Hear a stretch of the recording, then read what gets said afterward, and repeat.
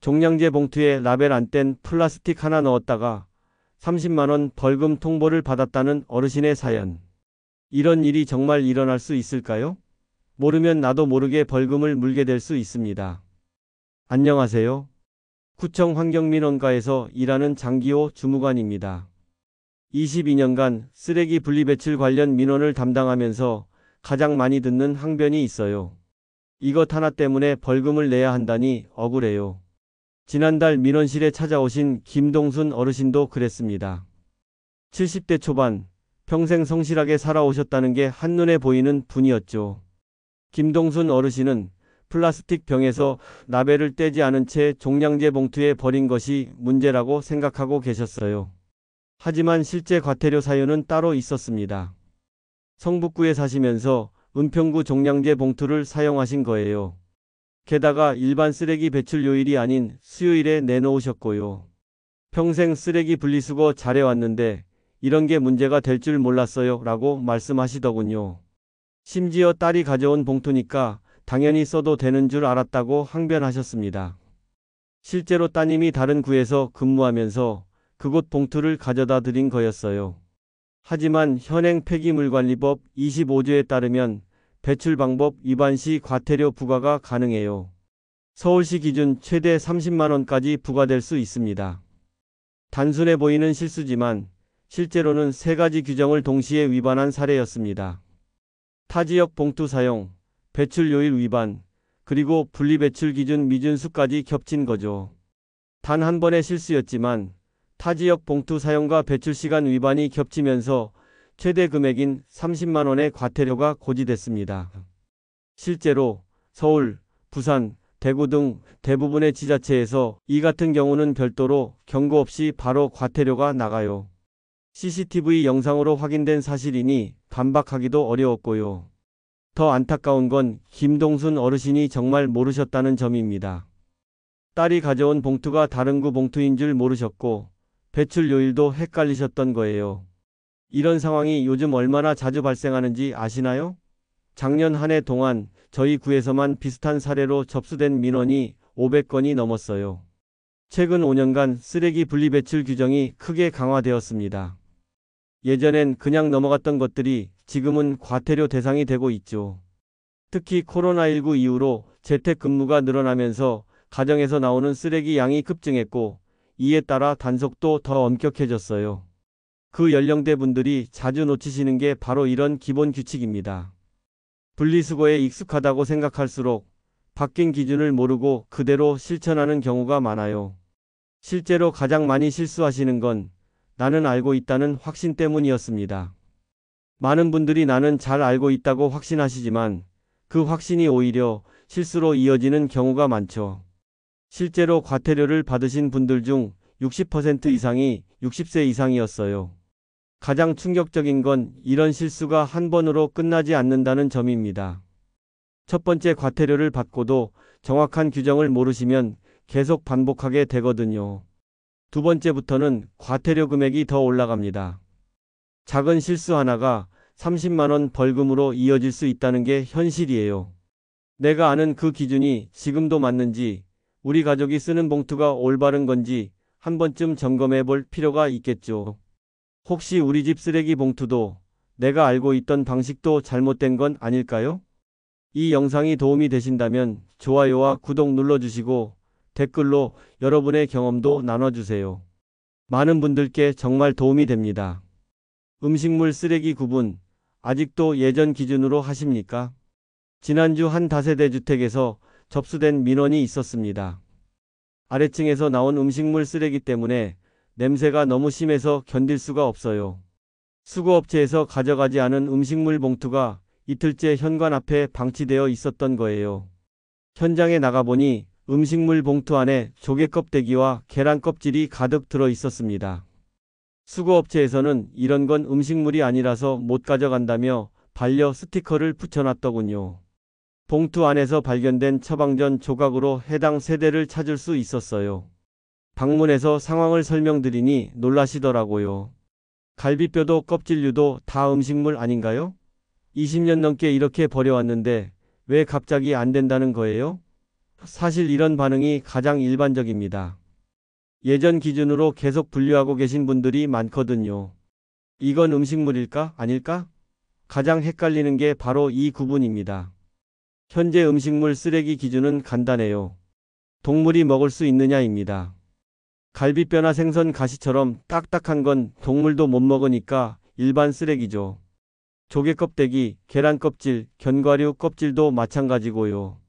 양파 껍질이나 마늘 껍질, 썩은 감자 껍질도 음식물이 아닙니다. 이제 어떤 기준인지 감이 오시죠? 단단해서 동물도 못 먹으면 일반 쓰레기입니다. 하지만 많은 분들이 여전히 헷갈려 하세요. 특히 껍질류는 껍질이니까 음식물이라고 생각하시는 경우가 많아요. 실제로 작년 음식물 쓰레기 관련 과태료 사례 중 40% 이상이 이런 오분류 때문이었습니다. 앞선 사례로 돌아가면 해당 세대는 이미 2달 전에도 비슷한 이유로 수거 반려를 당한 적이 있었어요. 이번이 두 번째라서 바로 과태료 부과 대상이 되었습니다. 첫 번째는 경고로 넘어갔지만 반복되면 15만 원의 과태료가 부과되거든요. 더 큰 문제는 이웃 갈등이에요. 다세대 주택이나 단독주택에서는 잘못 배출된 음식물 쓰레기가 악취를 발생시켜 민원으로 이어지는 경우가 많습니다. 아파트처럼 관리사무소가 있는 것도 아니니까 이웃끼리 직접 부딪힐 수밖에 없어요. 음식물 봉투에 일반 쓰레기가 하나라도 섞이면 전체가 수거 거부됩니다. 단 한 개의 이물질 때문에 봉투 전체가 반려되는 거죠. 수거업체 입장에서는 재활용 시설에서 걸러낼 수 없는 이물질이니까 아예 받지 않는 겁니다. 지금도 예전엔 다 가져갔는데라고 말씀하시는 분들이 계세요. 하지만 2020년부터 음식물 쓰레기 처리 기준이 훨씬 까다로워졌어요. 환경부에서 재활용 효율을 높이기 위해 규정을 강화한 거죠. 동물이 먹을 수 있는지 판단하기 어려우면 일반 쓰레기로 버리시는 게 안전합니다. 헷갈리는 것까지 무리해서 음식물로 분류하다가 과태료 받는 것보다는 훨씬 나으니까요. 계란 껍질 하나쯤 괜찮겠지가 15만 원으로 돌아올 수 있습니다. 플라스틱 용기 다 씻으면 재활용되는 줄 아셨죠? 지난주 접수된 민원 중 인상 깊었던 사례가 하나 있어요. 70대 박선자 어르신이 재활용품을 깨끗하게 씻어서 배출했는데 왜 수거해 가지 않느냐며 항의하신 건이었습니다. 현장에 나가보니 치킨 배달 용기와 삼겹살 포장 용기가 플라스틱 재활용함에 그대로 들어있더군요. 용기들은 정말 깨끗하게 씻어져 있었어요. 세제로 여러 번 닦으신 게 한눈에 보였습니다. 하지만 플라스틱 용기에서 기름 냄새가 여전히 났거든요. 이런 경우엔 아무리 깨끗하게 씻어도 재활용이 안 됩니다. 많은 분들이 플라스틱이니까 재활용 되겠지라고 생각하세요. 하지만 기름기나 냄새가 남은 플라스틱은 재활용 과정에서 다른 재료를 오염시키기 때문에 받지 않아요. 특히 치킨 용기, 족발 포장지, 기름진 반찬 용기는 자주 재활용에 넣는 경우가 많은데 아무리 씻어도 냄새가 완전히 제거되지 않습니다. 과자 봉지나 라면 봉지도 마찬가지예요. 얼핏 보면 플라스틱 같지만 실제로는 여러 재질이 합쳐진 복합 포장재거든요. 알루미늄과 플라스틱이 섞여 있어서 분리가 불가능해요. 이런 건 무조건 일반 쓰레기로 버려야 합니다. 플라스틱 용기 바닥을 보시면 숫자가 적혀 있어요. 1번부터 7번까지 있는데 이 숫자로 재활용 가능 여부를 어느 정도 판단할 수 있습니다. 1번, 2번, 4번, 5번은 대체로 재활용이 되지만 3번, 6번, 7번은 대부분 재활용이 어려워요. 3번은 PVC라고 해서 플라스틱 호스나 파이프에 쓰이는 재질이고 6번은 스티로폼 계열이라 별도 수거해야 하거든요. 7번은 기타 플라스틱으로 여러 재질이 섞인 경우가 많아 재활용이 까다로워요. 이런 내용을 설명드리자 그럼 뭘 재활용으로 내야 하는지 헷갈린다고 하시더라고요. 사실 그런 혼란을 느끼시는 분들이 많습니다. 재활용 기준이 생각보다 복잡하거든요. 작년 플라스틱 관련 과태료 사례를 살펴보면 상당수가 플라스틱이니까 당연히 재활용된다고 생각해 생긴 실수였습니다. 특히 기름기 남은 용기를 재활용으로 잘못 배출한 사례가 전체의 30%를 넘었는데 대부분은 의도치 않게 규정을 놓친 경우였죠. 재활용 선별장에서는 이런 오염된 플라스틱 때문에 작업이 중단되는 경우도 있어요. 한 개의 기름진 용기 때문에 주변 재활용품까지 오염되면 전부 일반 쓰레기로 처리해야 하거든요. 재활용이 확실하지 않은 경우에는 무리하기보다 일반 쓰레기로 분류하는 편이 안전합니다. 잘못된 재활용 하나가 과태료로 이어질 수 있으니까요. 서울의 한 아파트 단지에서 일어난 일입니다. 재활용품 수거업체에서 종이류 전체를 반려하며 분리배출 기준 위반이라는 안내문을 붙여놨어요. 문제가 된 건 가멸지 영수증과 플라스틱 코팅된 우유팩이었습니다. 관리사무소에서는 해당 세대를 찾기 위해 반려된 종이류를 일일이 확인했어요. 영수증에 적힌 카드 정보와 우유팩에 남은 라벨 정보로 세대를 추정할 수 있었거든요. 결국 이정희 어르신 댁에서 배출한 것으로 확인됐습니다. 이정희 어르신은 영수증도 종이고 우유팩도 종이 아니냐며 당황하셨다고 해요. 하지만 가멸지 영수증은 화학 처리된 종이라서 재활용이 안 되거든요. 우유팩도 겉면이 플라스틱으로 코팅되어 있어서 일반 종이와 분리해서 배출해야 합니다. 종이류라고 다 같은 종이가 아니에요. 기름에 젖은 치킨 박스나 피자 박스도 재활용이 불가능해요. 기름기 때문에 재활용 과정에서 다른 종이를 오염시키거든요. 왁스 처리된 과일 박스, 은박지가 붙은 과자 포장지도 마찬가지입니다. 캔류도 까다로워요. 부탄가스 캔이나 살충제 캔은 반드시 구멍을 뚫어야 해요. 내용물이 남아있으면 수거 과정에서 폭발 위험이 있거든요. 하지만 많은 분들이 그냥 버리시는 경우가 많아요. 작년에 실제로 수거차에서 가스 폭발 사고가 일어난 적도 있었습니다. 유리병은 색깔별로 구분해야 해요. 투명, 갈색, 녹색 병을 따로 모아야 하는데 섞어서 버리면 재활용 효율이 떨어져요. 깨진 유리는 아예 일반 쓰레기로 버려야 합니다. 재활용 작업자가 다칠 수 있거든요. 앞서 사례로 돌아가면 해당 아파트 입주민 카페에는 내가 그랬을까봐 무섭다는 글이 여러 개 올라왔어요. 우유팩도 안 되는 줄 몰랐다. 영수증까지 확인해야 하나 같은 댓글들이 이어졌습니다. 실제로 많은 분들이 비슷한 실수를 하고 계신다는 반증이죠. 문제는 한 세대의 실수가 전체 재활용품을 망친다는 점이에요. 가멸지 하나 때문에 종이류 전체가 일반 쓰레기로 처리되는 거거든요. 이런 경우 관리비로 추가 처리 비용이 청구되기도 해요. 실수였지만 전체 오염으로 판단돼 해당 세대는 과태료가 부과됐습니다.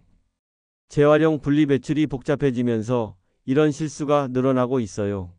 특히 종이류는 종이니까 다 되겠지라는 생각에 실수하는 경우가 많습니다.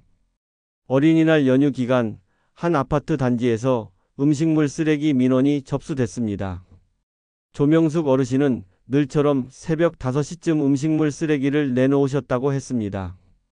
평소엔 바로 수거되던 시간이었죠.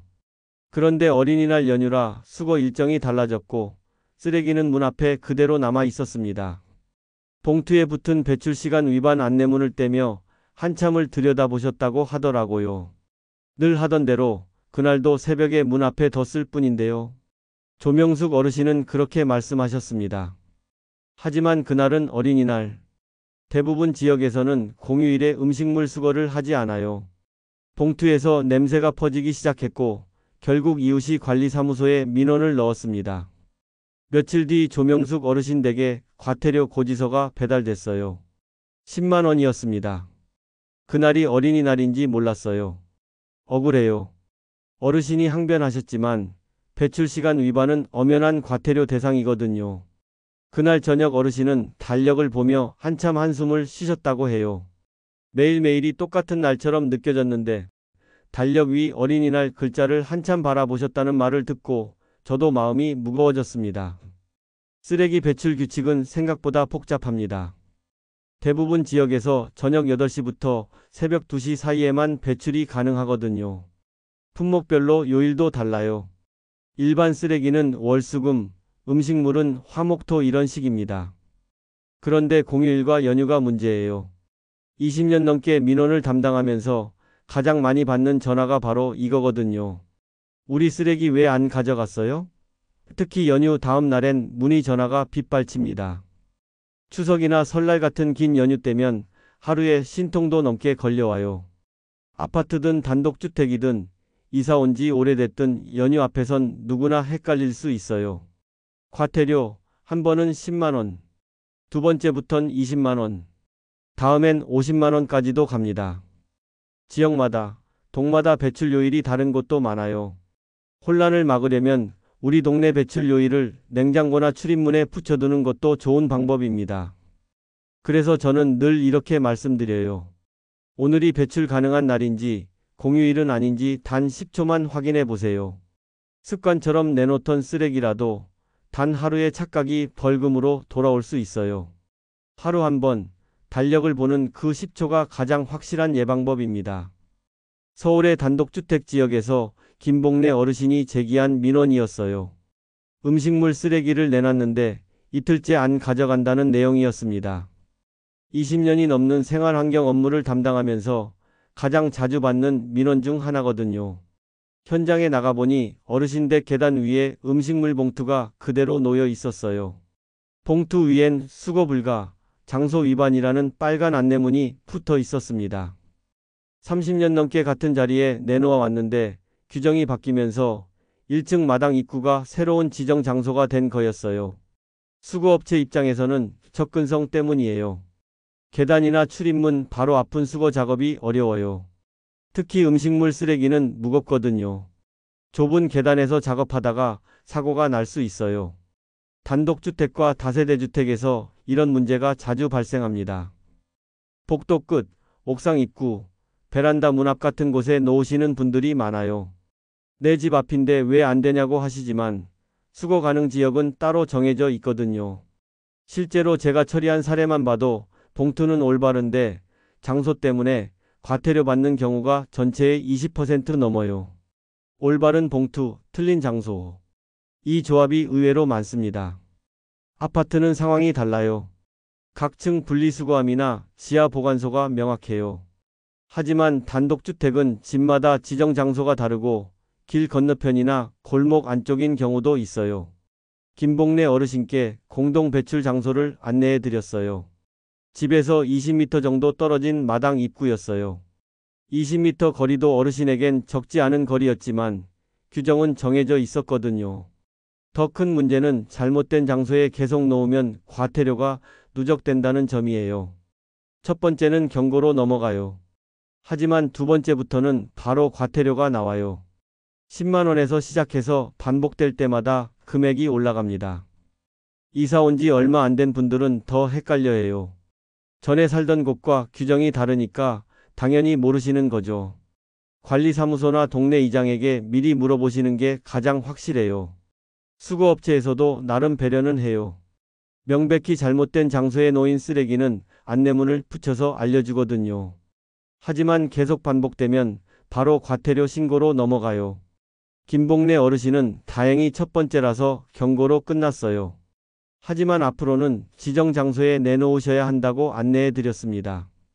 쓰레기 배출 생각보다 간단해요. 올바른 봉투를 정확한 장소에 정해진 시간에 내놓으면 끝이에요. 이 기본만 지켜도 과태료 걱정은 없어집니다. 한 아파트 단지에서 일어난 일입니다. 새벽 2시경 누군가 장롱을 지하 쓰레기 보관소에 몰래 내놨습니다. 하지만 CCTV에 모든 과정이 고스란히 찍혔어요. 다음날 아침 관리사무소는 장롱에 불법 투기 안내문을 붙여 해당 세대 문 앞에 다시 갖다 놨거든요. 장비류나 가구류는 종량제 봉투에 넣을 수 없습니다. 반드시 대형 폐기물 스티커를 구입해서 신청해야 해요. 스티커 하나에 보통 5,000원에서 2만 원 정도 하는데 아까워서 그냥 버리시는 분들이 계시거든요. 하지만 결과는 더 무거웠습니다. 해당 세대는 50만 원의 과태료를 받았어요. 대형 폐기물 무단 투기는 일반 분리배출 위반보다 훨씬 무거운 처벌을 받거든요. 아파트 주민 게시판에서도 논란이 일었습니다. 민원을 담당하면서 가장 억울해하시는 분들이 바로 이런 경우입니다. 스티커 값이 아까워서 그랬는데 과태료가 10배 넘게 나온 거죠. 더 큰 문제는 전자제품과 특수 폐기물이에요. 지난달에도 휴대폰과 프린터를 종량제 봉투에 넣어서 버렸다가 적발된 사례가 있었습니다. 이런 제품들은 귀금속이나 히토류가 들어있어서 재활용 가치가 높거든요. 그냥 버릴 경우 자원 낭비일 뿐 아니라 과태료 대상입니다. 전자제품은 구청이나 주민센터에서 무료로 수거해 줍니다. 심지어 일부 대형마트에서는 새 제품 구입 시 무료로 가져가기도 해요. 실제로 작년에 전자제품 무료 수거 신청이 30% 늘었거든요. 의약품 처리도 비슷한 문제가 있어요. 얼마 전 한 어르신이 유통기한 지난 약을 화장실에 버렸다가 이웃이 신고한 사례가 있었습니다. 약국이나 보건소에 가시면 의약품 전용 수거함이 있거든요. 형광등 역시 따로 수거해야 합니다. 실제로 종량제에 넣었다가 구청에 항해 전화를 하신 분도 계셨습니다. 페인트나 살충제 같은 유해 폐기물도 전용 수거함을 이용하시면 됩니다. 일반 쓰레기와 섞어서 버리면 환경에 심각한 영향을 줄 수 있어요. 앞서 말한 아파트 사례로 돌아가면 그 이후로 해당 단지에서는 CCTV 모니터링이 더 강화됐습니다. 주민들도 서로 눈치를 보게 됐어요. 한 세대의 잘못된 행동이 전체 단지 분위기에 영향을 미친 거거든요. 대형 폐기물이나 전자제품 처리는 생각보다 간단해요. 구청 홈페이지나 전화 한 통이면 처리 방법을 다 알 수 있습니다. 몇 분의 확인이 수십만 원의 과태료를 막을 수 있다는 것 잊지 마세요. 쓰레기 분리 배출로 인한 과태료는 몇 가지 기본 원칙만 지켜도 충분히 막을 수 있습니다. 안내드렸던 내용을 다시 한번 말씀드리겠습니다. 대부분의 실수가 반복되는 유형이기 때문이에요. 가장 많이 헷갈리는 게 음식물 쓰레기 구분입니다.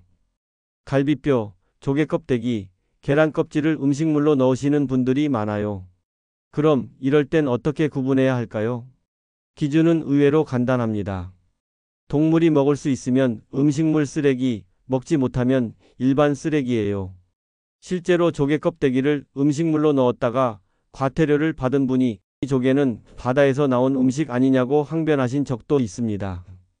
딱딱해서 동물도 못 먹는 건 일반 쓰레기로 버리셔야 해요. 이제 기준이 조금 더 명확해지셨죠? 플라스틱 용기도 자주 실수하는 부분이죠. 아무리 깨끗하게 씻어도 기름 냄새가 나거나 얼룩이 남아있으면 재활용이 안 됩니다. 치킨 용기를 깨끗하게 닦았는데도 왜 반려됐느냐는 문의가 자주 들어와요. 도대체 어느 정도로 씻어야 할까요? 기준은 생각보다 까다롭습니다. 기름기나 음식 냄새가 조금이라도 남아있으면 재활용이 안 돼요. 냄새가 남은 플라스틱은 재활용이 불가합니다. 일반 쓰레기로 분류해야 해요. 배출 요일과 시간도 꼭 확인해야 합니다. 특히 공휴일과 연휴 때는 평소와 수거 일정이 달라져요. 공휴일에 평소처럼 음식물 쓰레기를 내놨다가 과태료를 받는 사례가 종종 발생합니다. 대부분 저녁 8시부터 새벽 2시 사이에만 배출 가능하고 품목별로 요일이 다릅니다. 대형 폐기물이나 전자제품, 의약품은 절대 종량제 봉투에 넣으면 안 됩니다. 책상이나 장롱 같은 가구는 반드시 대형 폐기물 스티커를 구입해서 신청하셔야 해요. 무단 투기는 절대 금지입니다. CCTV에 찍히면 예외 없이 과태료가 부과돼요. 실제로 한 아파트 단지에서 새벽에 장롱을 몰래 내놨다가 50만 원의 과태료를 받은 사례도 있었습니다. 구청 홈페이지나 주민센터에 전화 한 통이면 스티커 신청 방법을 자세히 알려줍니다. 귀찮다고 미루면 그 대가가 훨씬 큽니다. 휴대폰이나 프린터는 구청에서 무료로 가져가고 고장난 전자제품 그냥 버리면 어떻게 되냐고요? 이런 제품들은 재활용 가치가 높아 따로 수거해야 합니다. 무심코 버렸다가 환경자원 훼손과 함께 과태료 대상이 되는 경우도 많습니다. 유통기한 지난 약은 약국이나 보건소 수거함을 이용하시면 됩니다. 이 정도쯤이야라는 생각 절대 금물입니다. 작은 실수가 수십만 원의 벌금으로 돌아올 수 있어요. 마지막으로 확실하지 않을 때는 반드시 문의하세요. 주민센터나 아파트 관리사무소에 전화 한 통이면 바로 확인할 수 있어요. 이 정도야 괜찮겠지라는 안일한 생각으로 과태료를 받게 되는 경우가 대부분입니다. 헷갈리는 걸 무리해서 분류하다가 과태료 받는 것보다 훨씬 나아요. 이 5가지만 지키셔도 과태료 걱정 없이 안전하게 버리실 수 있습니다. 몇 분의 확인이 수십만 원의 과태료를 막아줍니다. 지금 확인하시고 가족분들께도 꼭 알려주세요. 과태료 걱정 없는 행복한 일상 보내시고 다음 영상에서 뵙겠습니다. 감사합니다.